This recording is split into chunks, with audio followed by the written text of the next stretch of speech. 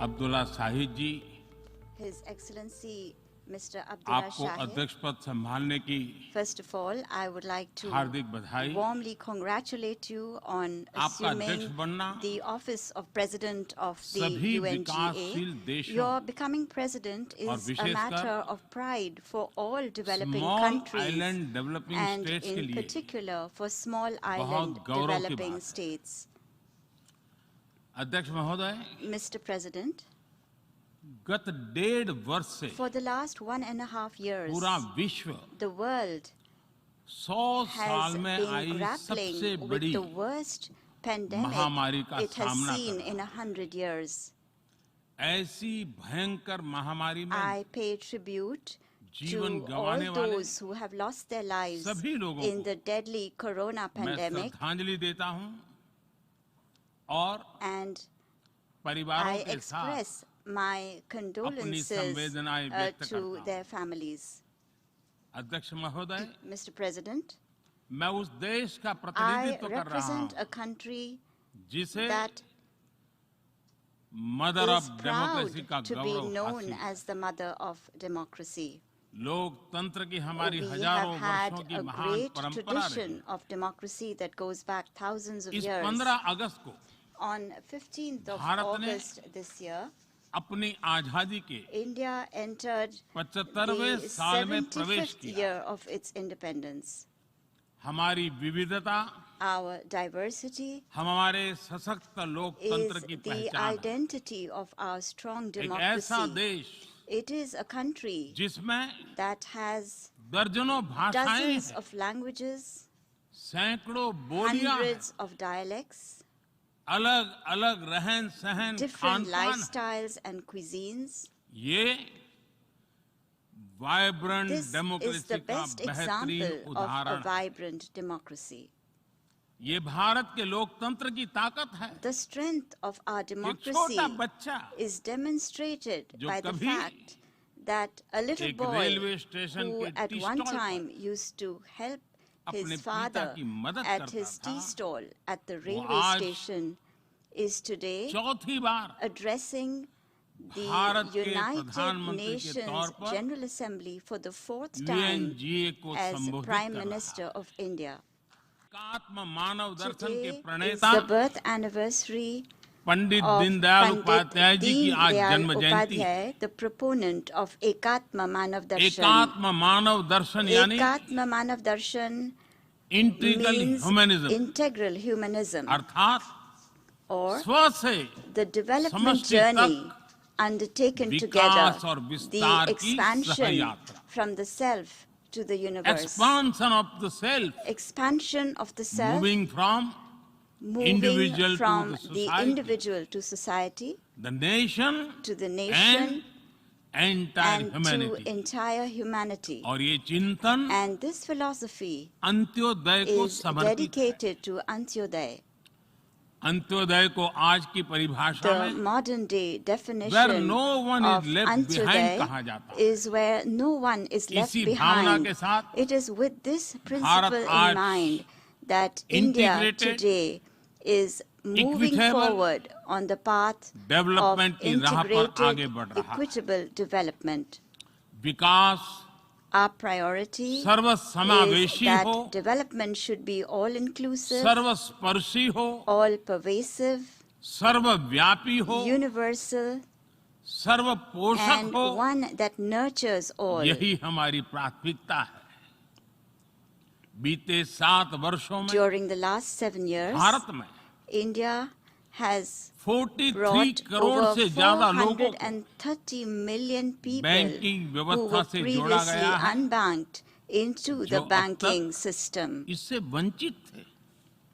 आज Today, 36 over crore से अधिक ऐसे लोगों को भी 360 million people बीमा सुरक्षा who कवच मिला है, earlier could not पहले even imagine इस बारे में this सोच was भी नहीं possible, now have insurance coverage 50 as crore से security ज्यादा लोगों को by giving over 500 मुफ्त इलाज million की people सुविधा देकर the facility of free Bharat ने treatment in hospitals. उन्हें quality India health has service से given them जोड़ा। access to quality health Bharat ने services. 3 करोड़ By पक्के घर building बनाकर 30 million बेघर, proper homes, यानी India has made होमलेस परिवारों को homeless families होम ओनर्स बनाया। homeowners. अध्यक्ष महोदय, Mr. President, प्रदूषित पानी polluted water भारत ही नहीं is a very big पूरे problem, विश्व not just for और India, खासकर but for the entire गरीब और world, and विकासशील in देशों particular की for poor and बहुत developing बड़ी countries. समस्या है। भारत में इस चुनौती से निपटने के लिए In order to address this हम challenge 17 in करोड़ से India, अधिक घरों we तक are carrying out a very big pipe से campaign to ensure साफ that पानी piped पहुंचाने का clean बहुत water बड़ा अभियान reaches चला रहे हैं। over 170 million विश्व homes. की बड़ी-बड़ी संस्थाओं ने Reputed institutions of the ये world माना है have कि said किसी भी देश के विकास के लिए वहां के नागरिकों के पास जमीन और घर के प्रॉपर्टी राइट्स यानी ओनरशिप का रिकॉर्ड होना बहुत जरूरी है। दुनिया के बड़े-बड़े देशों में बड़ी संख्या में ऐसे लोग हैं जिनके पास जमीनों और घरों के प्रॉपर्टी राइट्स नहीं है। आज हम भारत के 6 लाख से अधिक गांवों में ड्रोन से मैपिंग कराकर करोड़ों लोगों को उनके घर और जमीन का डिजिटल रिकॉर्ड देने में जुटे हैं। ये डिजिटल रिकॉर्ड प्रॉपर्टी पर विवाद कम करने के साथ ही access to credit, bank loan तक लोगों की पहुंच बढ़ा रहा है। अध्यक्ष महोदय, आज विश्व का हर 6ठा व्यक्ति भारतीय है। जब भारतीयों की प्रगति होती है तो विश्व के विकास को भी गति मिलती है। When India grows, the world grows. When India reforms, the world transforms. Bharat में हो रहे साइंस और टेक्नोलॉजी आधारित इनोवेशंस विश्व की बहुत मदद कर सकते हैं। हमारे टेक सॉल्यूशंस का स्केल और उनकी कम लागत दोनों अतुलनीय है। हमारे यूनिफाइड पेमेंट इंटरफेस यूपीआई आज भारत में हर महीने 350 करोड़ से ज्यादा ट्रांजैक्शन हो रहे हैं।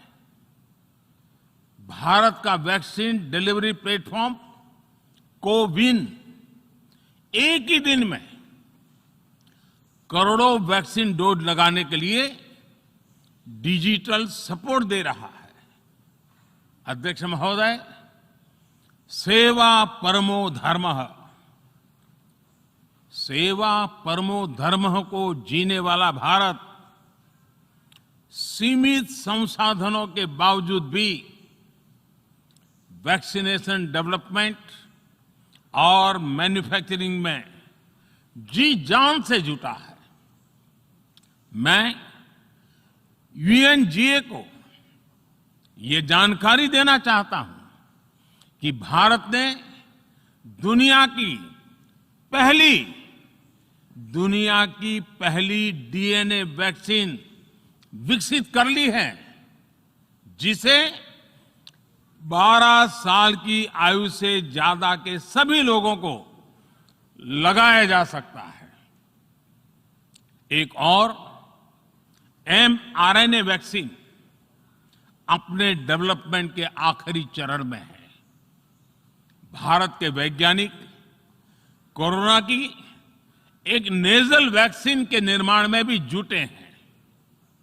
मानवता के प्रति अपने दायित्व को समझते हुए भारत ने एक बार फिर दुनिया के जरूरतमंदों को वैक्सीन देनी शुरू कर दी है।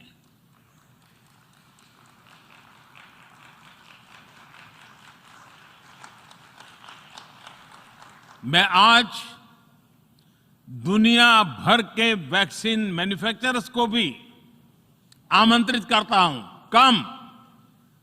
कम make vaccine in India.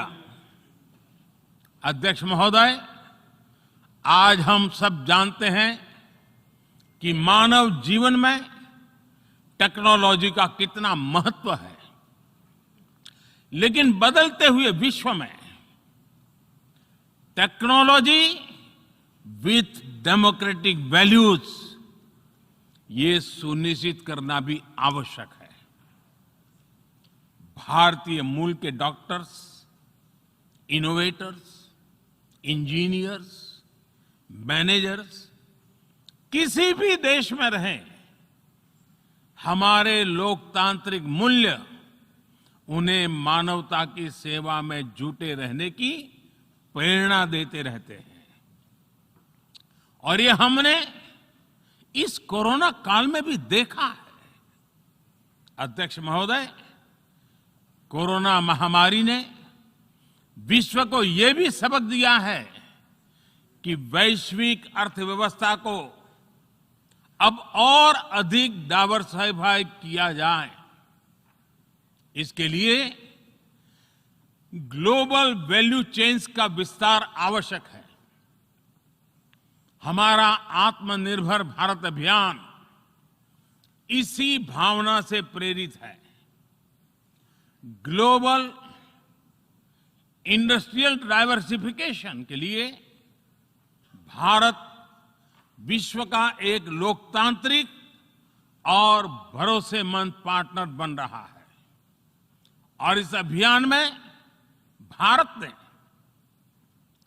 Economy और इकोलॉजी दोनों में बेहतर संतुलन स्थापित किया है। बड़े और विकसित देशों की तुलना में क्लाइमेट एक्शन को लेकर भारत के प्रयासों को देखकर आप सभी को निश्चित ही गर्व होगा। आज भारत बहुत तेजी के साथ 450 गीगावाट रिन्यूएबल एनर्जी के लक्ष्य की तरफ बढ़ रहा है। हम भारत को दुनिया का सबसे बड़ा ग्रीन हाइड्रोजन हब बनाने के अभियान में भी जुट गए हैं। अध्यक्ष महोदय, हमें अपनी आने वाली पीढ़ियों को जवाब देना है कि जब फैसले लेने का समय था, तब जिन पर विश्व को दिशा देने का दायित्व था, वो क्या कर रहे थे। आज विश्व के सामने रिग्रेसिव थिंकिंग और एक्सट्रीमिज्म का खतरा बढ़ता जा रहा है। इन परिस्थितियों में पूरे विश्व को साइंस बेस्ड रैशनल और प्रोग्रेसिव थिंकिंग को विकास का आधार बनाना ही होगा। साइंस बेस्ड अप्रोच को मजबूत करने के लिए भारत एक्सपीरियंस बेस्ड लर्निंग को बढ़ावा दे रहा है। हमारे यहां स्कूलों में हजारों अटल टिंकरिंग लैब्स खोली गई हैं, इंक्यूबेटर्स बने हैं और एक मजबूत स्टार्टअप इकोसिस्टम विकसित हुआ है। अपनी आजादी के 75 वर्ष के उपलक्ष्य में जब हम आजादी का अमृत महोत्सव मना रहे हैं, भारत 75 ऐसे सैटेलाइट्स को अंतरिक्ष में भेजने वाला है जो भारतीय विद्यार्थी स्कूल कॉलेजों में बना रहे हैं। अध्यक्ष जी, दूसरी ओर रिग्रेसिव थिंकिंग के साथ जो देश आतंकवाद का पॉलिटिकल टूल के रूप में इस्तेमाल कर रहे हैं, उन्हें ये समझना होगा कि आतंकवाद उनके लिए भी उतना ही बड़ा खतरा है। ये सुनिश्चित किया जाना बहुत जरूरी है कि अफगानिस्तान की धरती का इस्तेमाल आतंकवाद फैलाने और आतंकी हमलों के लिए न हो। हमें इस बात के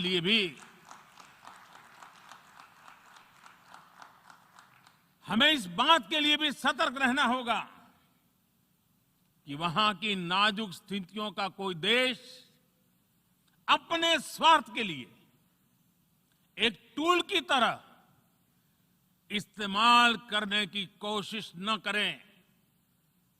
इस समय अफगानिस्तान की जनता को, वहां की महिलाओं और बच्चों को, वहां की माइनॉरिटीज को मदद की जरूरत है और इसमें हमें अपना दायित्व निभाना ही होगा। अध्यक्ष महोदय, हमारे समंदर भी हमारी साझी विरासत है, इसलिए हमें ये ध्यान रखना होगा कि ओशन रिसोर्सेज को हम यूज करें, एब्यूज नहीं। हमारे समंदर अंतर्राष्ट्रीय व्यापार की लाइफलाइन भी है।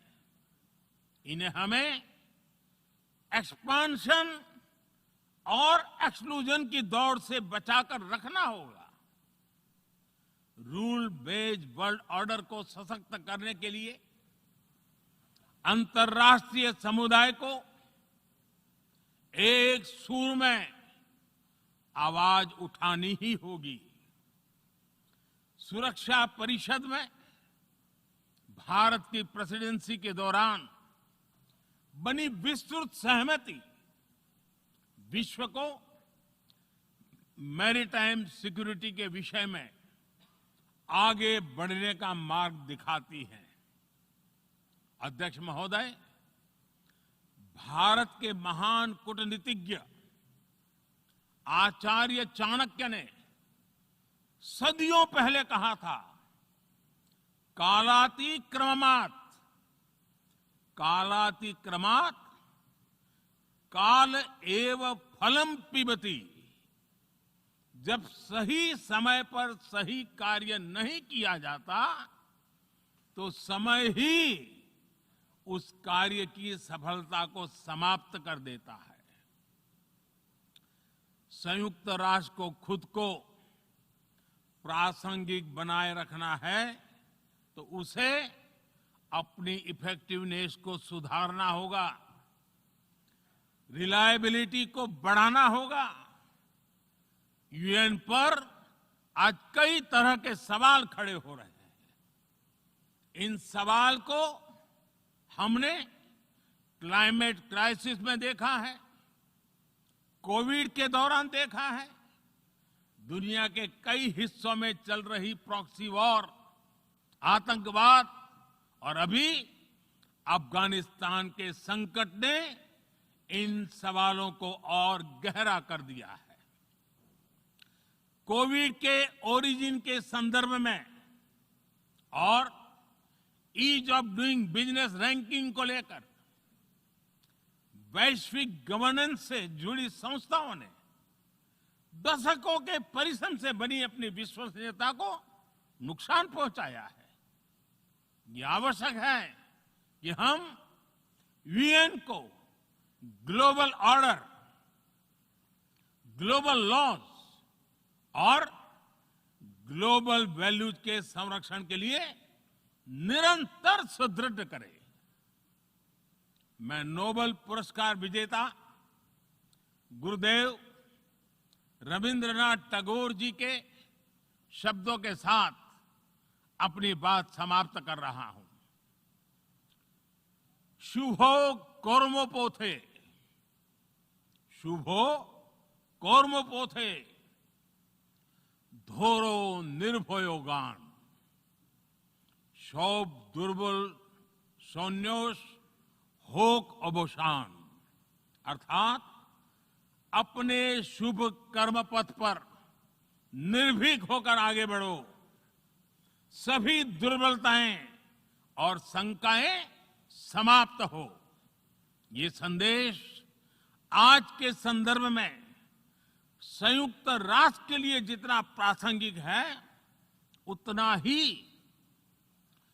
हर जिम्मेदार देश के लिए भी उतना ही प्रासंगिक है। मुझे विश्वास है हम सबका प्रयास विश्व में शांति और सौहार्द बढ़ाएगा, विश्व को स्वस्थ, सुरक्षित और समृद्ध बनाएगा। इन्हीं शुभकामनाओं के साथ बहुत बहुत धन्यवाद। नमस्कार।